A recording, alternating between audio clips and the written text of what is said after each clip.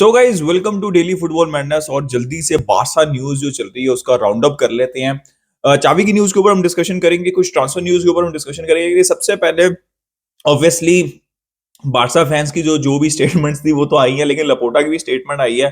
देखिए स्टेटमेंट ठीक है, आप इन्वेस्टिगेट करें और सारी चीजें होनी चाहिए। सारा जो चीज जो भी असल कहानी है वो लोगों के सामने आनी चाहिए, चाहे और उसका ताल्लुक रियल मैड्रिड से नहीं है। मैं बार बार कह रहा हूं, मेरे ओपिनियन में वो रियल मैड्रिड से नहीं है। It is about La Liga and it is about Barcelona, right? कि अगर कंक्लूसिव एविडेंस है कि that ball was over the line, मतलब गोल लाइन टेक्नोलॉजी की तो डिस्कशन है ही है, राइट? लेकिन अगर कंक्लूसिव वो एविडेंस है कि गोल वाज ओवर द लाइन, तो फिर जो है उसके कॉन्सिक्वेंसेज होने चाहिए। लेकिन जो लपोटा डिमांड कर रहे हैं ना कि रिपीट होना चाहिए टाई, देखिए ऐसा मुझे तो नहीं लगता याद पड़ता कि मैंने अपने मतलब जब से मैंने फुटबॉल देखनी शुरू की है ऐसा कुछ हुआ हो। तो ये एक स्टेटमेंट देने के लिए तो अच्छा है, एक पॉलिटिकल स्टेटमेंट तो अच्छी है, लेकिन ये मुझे पॉसिबिलिटी नहीं लगती। बट एक इन्वेस्टिगेशन होनी चाहिए कि अगर एक इनफ एविडेंस है कि बॉल जो है वो ओवर द लाइन, तो ऑब्वियसली उसके ऊपर जो है उसके कॉन्सिक्वेंसेज होने चाहिए, चाहे वो कोई भी टीम इन्वॉल्व हो, चाहे वो बारसा हो, रियल मैड्रिड हो, कोई भी हो, जिरोना हो, एथलेटिको मैड्रिड हो। तो ये है, लेकिन मुझे ऐसा लगता है कि यार ये जो रीमैच वाला है ये तो इम्पॉसिबल है, ये नहीं होने वाला। खैर ये तो हमने जल्दी से डिस्कशन कर ली, जो रिपोर्टर ने स्टेटमेंट दी थी और क्या हो सकता है उसका रिजल्ट या क्या वो चाहते हैं उसका रिजल्ट।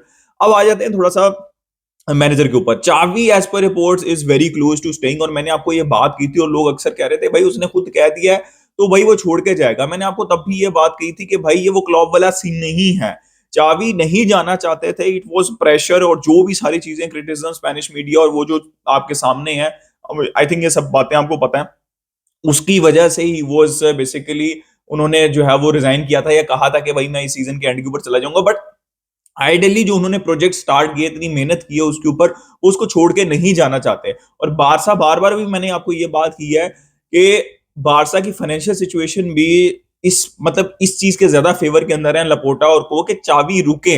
लेकिन इशू यहाँ पे ये चल रहा है कि चावी रुकना चाहते हैं, लपोटा एंड को उनको रोकना चाहते हैं, लेकिन एक एग्रीमेंट होना चाहिए, ठीक है? जो कि मैं एग्री करता हूं कि चावी को उस एग्रीमेंट के बगैर या उस अश्योरेंस के बगैर, मतलब एक होता है ना प्रायोरिटी के ऊपर लिस्ट होती है और एक होता है मिनिमम, भाई ये तो होना चाहिए वरना हम कंपीट ही नहीं कर सकते। बिकॉज मैं बार बार कह चुका हूँ, रियल मैड्रिड किलियन एम्बापे को लेके आएगी, डेविस को लेके आएगी, यूरो को लेके आएगी, तो कम से कम दो साइनिंग्स तो दो ना आप, एक विंगर और एक डीएम दो चावी को, ताकि वो थोड़ा बहुत कंपीट तो कर सकें ला लीगा में या इवन चैंपियंस लीग के अंदर। तो दोनों पार्टीज एज पर रिपोर्ट्स मतलब चाहती हैं कि चावी रुकें और चावी खुद भी चाहते हैं, लेकिन एक एग्रीमेंट है और उसके उसके रिलेटेड जो है वो मीटिंग होगी लपोटा और डेको से, और देखते हैं कि उस मीटिंग के अंदर वो जो मिनिमम रिक्वायरमेंट्स हैं वो पूरी होती हैं नहीं होती। क्योंकि बहुत सी रिपोर्ट्स ऐसे आ रही हैं कि देयर इज मतलब क्लोज टू नन चांस कि बारसा 1:1 रूल के अंदर आ जाए।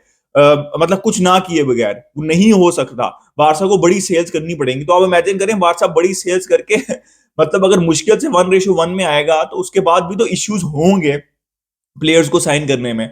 तो आई थिंक यहाँ पे ऑनेस्ट होना पड़ेगा एटलीस्ट चावी के साथ। तो हम तो अंडरस्टैंड कर सकते हैं कि being a politician he can not be मतलब स्ट्रेट फॉरवर्ड, लेकिन आई थिंक चावी एक चीज अच्छी ये कर रहे हैं कि अगर चावी की रिक्वायरमेंट्स फुलफिल नहीं होती और चावी नहीं रुकते, तो फैंस को ये चीज समझ लग जाएगी कि भाई जो लॉलीपॉप दिया जा रहा था वो असल में लॉलीपॉप ही था, ठीक है? असल में जो असल कहानी है ये है कि हम जाके साइनिंग्स नहीं कर सकते, हम फाइनेंशियली स्टेबल नहीं है, और असल कहानी वो है।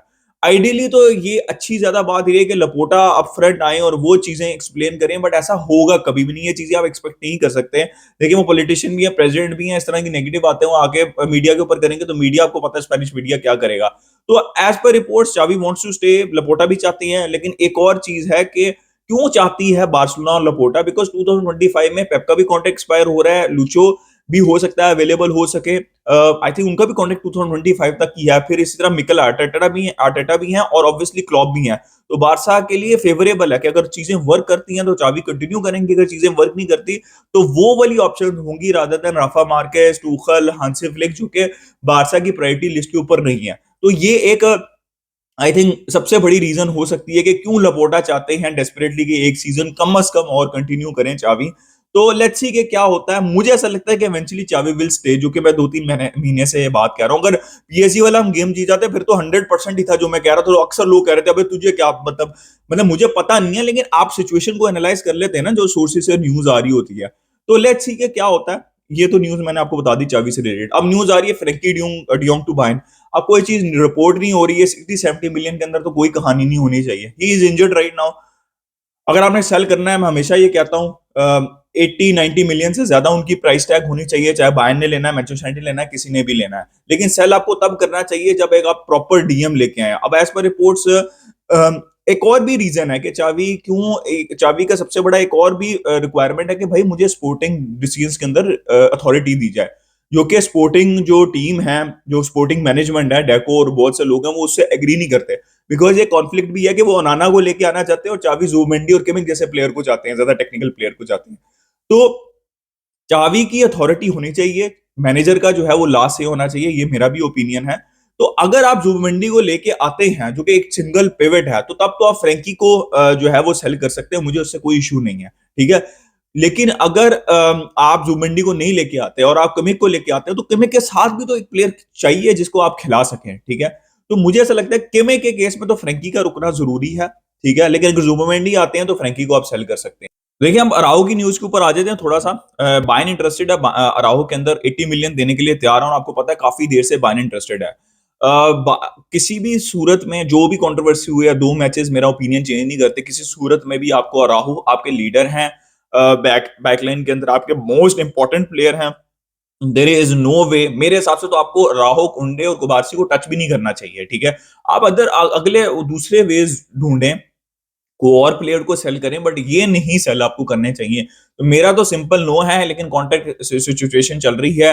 अराहो, एक तो ये मुझे कभी बात नहीं समझ लगती सोर्सेज से कि अराहो रुकना चाहते हैं, लेकिन जो उनकी फैमिली मेंबर्स हैं, जो उनके एजेंट्स हैं, ऑब्वियसली वो चाहते हैं कि वो बायर्न चले जाएं। तो भाई डिसाइड कर लो कि आप क्या चाहते हो और वो उनको भी बता दो, ठीक है। तो कॉन्ट्रैक्ट एक्सटेंशन मुझे ऐसा लगता है कि इवेंचुअली अराहो की हो जाएगी and he will not move to Bayern, but obviously इस फाइनेंशियल सिचुएशन में don't be surprise with anything, right. अब दो जाओस की न्यूज आ रही है, जाओ कंसेलो और जाओ फिलिक्स।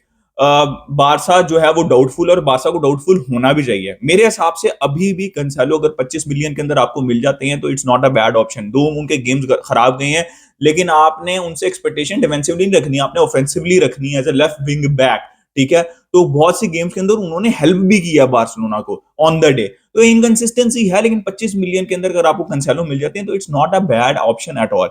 जॉ फिलिक्स के ऊपर देखें, अगर आपको कोई ऑप्शन नहीं इवेंचुअली मार्केट में मिलती, जैसे पिछले समर में हुआ था, तो फिर आप जॉ फिलिक्स को एक और लोन डील पे साइन कर ले, वरना go for a proper wide players. भाई Joao Felix is too inconsistent, he is a very good technical player, लेकिन इनकंसिस्टेंट बहुत ज्यादा है जॉ फिलिक्स।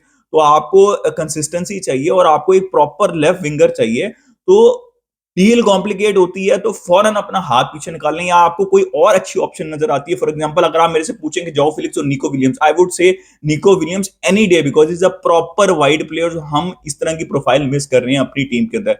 देखिए, डीएम से रिलेटेड जो है वो फिलहाल और कोई न्यूज नहीं चल रही।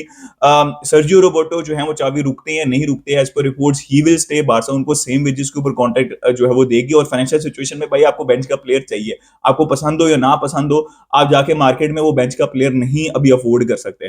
तो गाइस, मोर और लेस अभी जो न्यूज चल रही है वो यही न्यूज चल रही है। मुझे लग रहा है कि चाबी जो है वो स्टे करेंगे, बट लेट्स सी। आप अपना ओपिनियन बताएं regarding everything in the comment section. Like कर दीजिए, सब्सक्राइब कर दिए। मिलते हैं नेक्स्ट वीडियो में। इसका